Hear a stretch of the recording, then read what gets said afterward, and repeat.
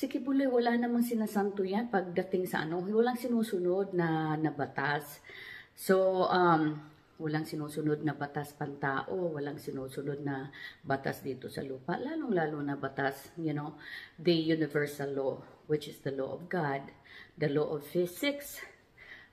Nobody can avoid that.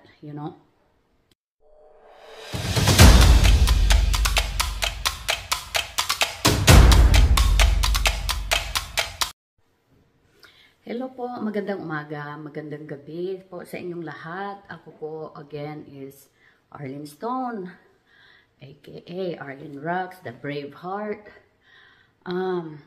Gusto ko pong sagutin yung pahayag ni Pastor Apollo Kibuloy kahapon. Sabi po niya, hindi daw po siya yung violator ng human rights. Yan po ang una kong sasagutin. Ang pangalawa ko pong sasagutin, sinabi na naman po niya na meron daw pong spiritual judgment na mangyayari dito sa US. Kasi daw po, pinersecute siya. Oh my God, Kibuloy. Okay, by the way, for those people who doesn't know me, ako nga pala ay isang dating worker po ni Kibuloy. Ako po ay dating pastoral. Again, gusto ko pong linawin na dalawa po klase ang pastoral doon. Merong inner circle at meron pong inner of the inner circle. Ako po ay nabilong bilang isang inner circle. So, magkaiba po yung responsibilidad ng inner at saka inner circle at saka inner of the inner circle. So, ang responsibilidad ko po bilang isang inner circle ay tagadala ng pagkain sa kanyang mga inner of the innermost. Ako din po yung naglalaba sa kanyang mga damit ni Pastor Apollo Kibuloy na mamalansya. Nagdadala ng pagkain niya. Minsan, naglilinis sa kwarto niya. At nagmamasahe po sa kanyang mga inner of the innermost, sa kanyang mga spiritual wives. So, yan po ang trabaho ko. So, hindi po ako isa sa mga pastoral na nakaranas ng sexual abuse. However po, that doesn't mean na hindi po nangyayari yon. So, yan po ang gusto kong linawin. At gusto ko pong sagutin ang sinabi niya na hindi daw po siya violator ng human rights. So, ito po yung gusto kong itanong, kung siya po ay hindi violator ng human rights, ano po tawag nun kapag yung isang tao ay ayaw naman makipagsiping sa'yo, pero binubugbog mo at hinuhubaran mo ng pilit, tsaka kung ayaw din nila, habang hinuhubaran mo, umiiyak na yung tao, sinasabi mong meron silang demonyo at kailangan silang i-sanctify. At ang way of sanctification ay yung iaalay ang kanilang sarili sa kanilang sinasabing appointed son, sa kanilang Panginoon. Kasi si Kibuloy ay siya po ang katawang tao daw ni Jesus Christ. Yun po ang claim niya. Kaya lahat po ng gusto niyang gawin ay kailangang magawa niya at ginagawa niya. Katulad po nito, for example, itong pag-break ng laws dito sa US. Let's go back po noong sila po ay na-indict noong 2021, nag-serve po ang bansang Amerika ng indictment. Ang ibig pong sabihin noon, binigyan po sila ng pagkakataon upang mag-appear po sa korte. Pero di-neglected, di-ignore the law. Kasi si Kibuloy, wala namang sinasanto yan pagdating sa walang sinusunod na batas. So, walang sinusunod na batas pantao, walang sinusunod na batas dito sa lupa, lalong-lalo na batas, the universal law, which is the law of God, the law of physics. Nobody can avoid that. So, hindi po sila nag-appearance. Kaya po, yung laws kasi dito sa Amerika is very strict. Hindi naman ito Pilipinas na pwede mong bayaran, na pwede kang yung body mo, yung connection mo ay pagtakpan na lang yung kasalanan mo. Hindi po ganun dito sa Amerika kasi nakita nyo naman kahit presidente, si President Trump nga, hindi nga pinapalampas. Siya pa, 'di ba? So, use the brain, guys. So, kaya ganun. Ngayon, meron ng sanction na ipinalabas. Kasi nga, hindi sila nag-appear doon sa korte. Kaya pinalabas yung wanted list. Galit na galit si Kibuloy. Sabi niya, meron daw spiritual judgment. Naalala niyo yung Omicron? Nung lumabas yung another strain of coronavirus. Sabi ba naman niya, lalo na ako dito sa Minnesota. Ako ay unang mamamatay sa Omicron at saka yung Omicron daw talagang mas matindi pa daw kaysa sa first strain of coronavirus. Tsaka meron pa siyang binanggit na yung flesh-eating bacteria na yun daw yung dahil pinipersecute siya, yun daw yung magiging judgment sa bansang Amerika. Oh my God, Kibuloy. At ngayon, another spiritual judgment na naman ang mangyayari dahil sinanction nga siya. Oh my God, this is a typical Kibuloy. You know, this is a pattern. Since I know him, since 1990, since I know him, may pattern siya, guys. Yung pattern niya ay yung mag-impose ba ng fear sa puso ng mga tao.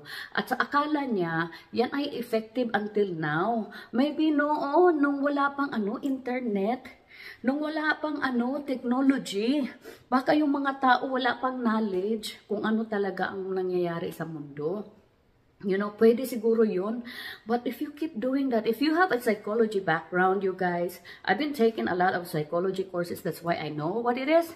So, when someone plays a fear sa puso ng tao, mag-e-effect yun for the meantime, you know, pansamantala. Pero hindi forever. Now, si Kibuloy, ang expected niya ay forever na may effect yung pananakot. No, Kibuloy. Diba sinabi mo naman sa amin na kapag kami ay lumabas sa inyo, kami ay magiging yung curse na yung buhay namin. Hindi kami lalago dito, mamamatay kami, ang mga pamilya namin mamamatay at kami ay tatalon doon sa impyerno. Oh my God, Kibuloy. Ano ba yan? Ang mga tao naman, ito namang mga workers, mga members na ignorant, naniniwala. You know, guys, internet is there. Lahat ng information na pwede nating, na gusto nating malaman, andyan. Just use your fingertips. It requires the fingertips and the eagerness to learn. Yan lang ang kailangan. Oh my God, Kibuloy, hindi na kami tuta, hindi na kami ignorant like before. You know, back in the days, we are so ignorant because we don't have the resources. Pero ngayon, resources, guys, is unlimited. And he's still doing the same thing. You know? So sad, so sad. At sabi niya, hindi daw siya violator ng ng human rights. So what he's actually doing, what he's saying is, it's not mutually inclusive. Kapag siya ang subject, violation yan. Pero pag siya pag iba yung subject at siya yung dahilan, siya yung gumagawa ng tawag nito ng mga bagay na ikakasakit ng tao, ikakasira ng tao, it's not violation.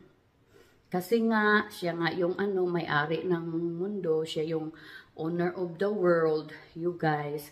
Kaya he has all the rights to do whatever he wants to do. And he expects that everybody will just doing like this. No, Kibuloy, it's not anymore. Because we know who is God is and we know where God lives. God is within everyone.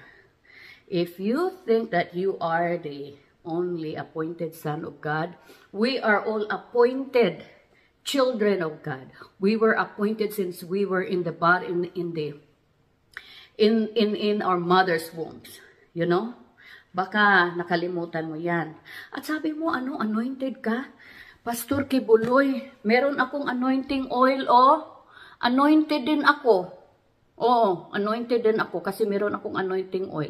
Itong anointing oil na to, ganito yung mga anointing oil na pinapainom mo sa mga pastoral kapag ayaw nilang makipagsiping sa'yo. Kasi meron silang demonyo. Ito yon. Oh, naalala mo? O mga pastoral, confirm. Meron din ako nito, marami. Pinapangligo ko to sa buhok ko kasi maganda to sa buhok. Oh, anointed na ako Di ba? Pareho tayo, anointed. Iba nga lang yung ano ko. Anointed ako to bring you down. Anointed ako to find justice for your victims. Kasi isa ako sa mga nabiktima noong ako ay bata. You know, kaya anointed din ako. So ngayon, let's see where this war is going. But I will tell you guys, this is like a time bomb. You know, wala na siyang kalayaan. Siya daw yung he is the owner of the universe. What kind of universe does he own? Wala nga siyang kalayaan. Hindi man lang siya makaalis-alis ng ng Manila. Siguro yung universe niyang sinasabi niya is from Tamayong to Davao. Tamayong to Samal Island. Yan yung universe ni Kibuloy na pag-aari niya. At by the way guys, I challenge sa government natin dyan sa Pilipinas. I challenge you guys. Kung sino man yung in charge dyan sa sa farming and building, maybe you guys should look into the regulation. Kasi ang pagkakaalam ko, ang Kalinan, ang Tamayong ay isa pong farmland. At dahil farmland po yan, bawal po yung magtayo ng mga malalaking building. Pero bakit po si Kibuloy ay nakapagtayo po ng malalaking building dyan sa Tamayong? Yan po ba ay ay ayon sa ating regulation, sa ating farming regulation or sa land regulation, whatever regulation we have there in the Philippines. I don't know much about the Philippines regulation because I am here in the US, nasa Minnesota ako, so I am more well-versed of the laws and regulation here in the US. So, ngayon guys, I challenge. Kung hindi ba nila nilabag yung tawag nito, kung sa Bisaya pa balaod ba? Balaod yan sa mayong pagtukod anang kuan. Prayer mountain din ha. Prayer mountain ko no. Pero kuan da ito, dapit da ito sa impyerno sa mga worker. Ang mga worker nga ipadala dito, ginakuan na, halos ginakatay na nila dito. Ginakulata taman-taman, hangtod nga dili na makatindog. Ginabunalan o bugsay, hangtod dili na makatindog. Ginaupawan ang mga babae, pakaulawan. Mo man ay hawd nila, nang pakaulawan bitaw ka, they shame you. Especially when you left there, when you get out, just get out. Especially if you know something, and you have the potential to be really an asset for them to be used. Talagang ipapahiya ka nila. Yan yung isa sa mga gawain nila. Bakit po nila ginagawa yan? Para takot yung iba na lumabas. Tsaka takot yung iba na mag-contact sa mga lalabas at mag-search ng truth. Kasi, on the onset, sisiraan na nila yung mga lumalabas na mga workers. But that doesn't mean na yung mga sinasabi niya ay totoo. Diba? Who knows kung kaya niya sinisiraan yung mga workers dahil ayaw niya na yung mga workers na lumabas ay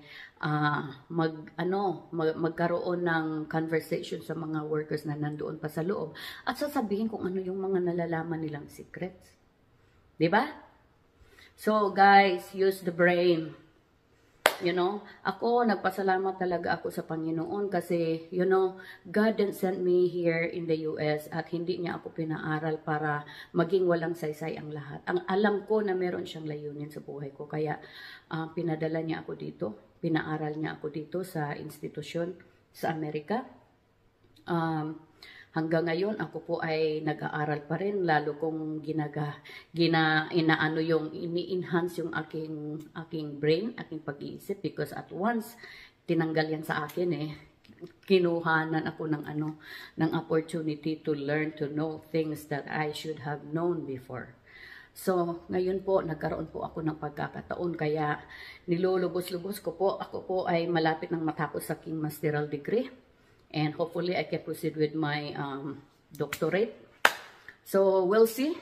Pero, bago po ako nakarating sa kung ano man ang narating ko ngayon sa aking pag-aaral, inaral ko po ang mga bagay na ginagawa ni Kibuloy, lalo na noong nandoon po ako sa kanya. May mga books po siya na bawal po naming hipuin man lang, bawal po naming basahin.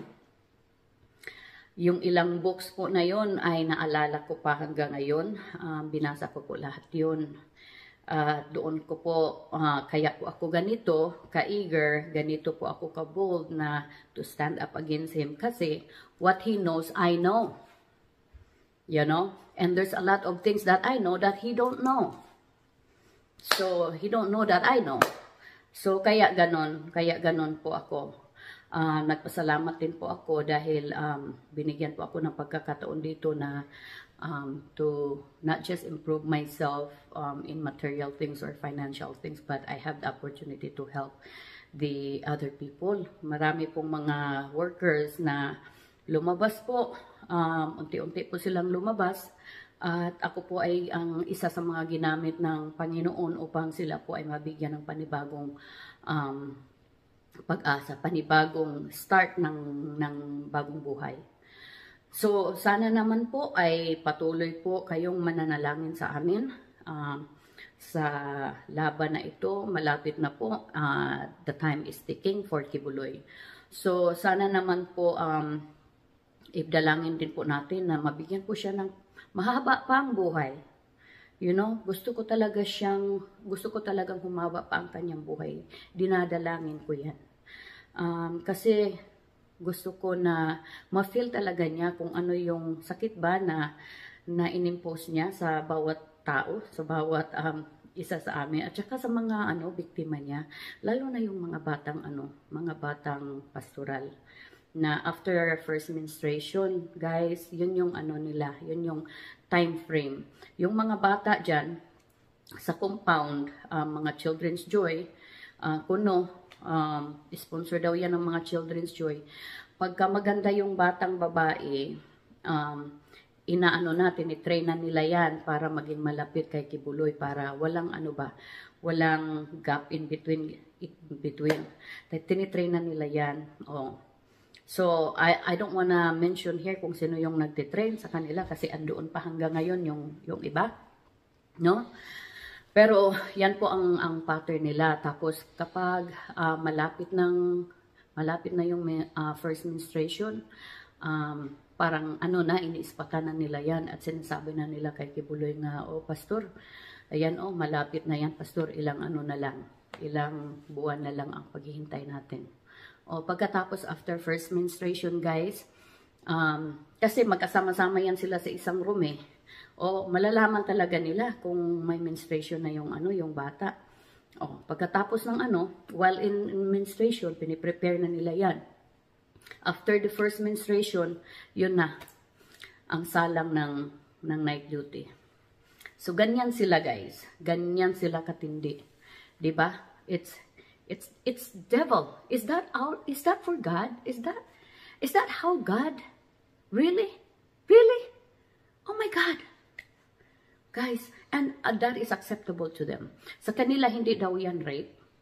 Kasi pag-aalay yan sa sarili mo, sa Ama, sa Diyos Ama, sa pamagitan ni Kibuloy. Kasi nga si Kibuloy ang representation, kaya hindi yan rape ang tawag dyan. Yan ang nila, ang kanilang argument. Pero, that's not what the law is. That's not what the law said. If you use a minor, you are predator, you are, pedophilia, you are pedophile. Kaya, Gusto kong humaba ang buhay ni Kibuloy para ma-experience niya yung ginagawa niya sa mga bata doon sa kulungan, sa federal prison. Para para alam niya talaga, then he will probably realize na he was just, tawag nito, delusion. Nag-i-illusion lang siya na siya yung king at kaya niyang gawin ang lahat ng bagay na walang haharang. So we'll see. We'll see, Kibuloy. So salamat you guys for watching. Again, this is Arlene's story.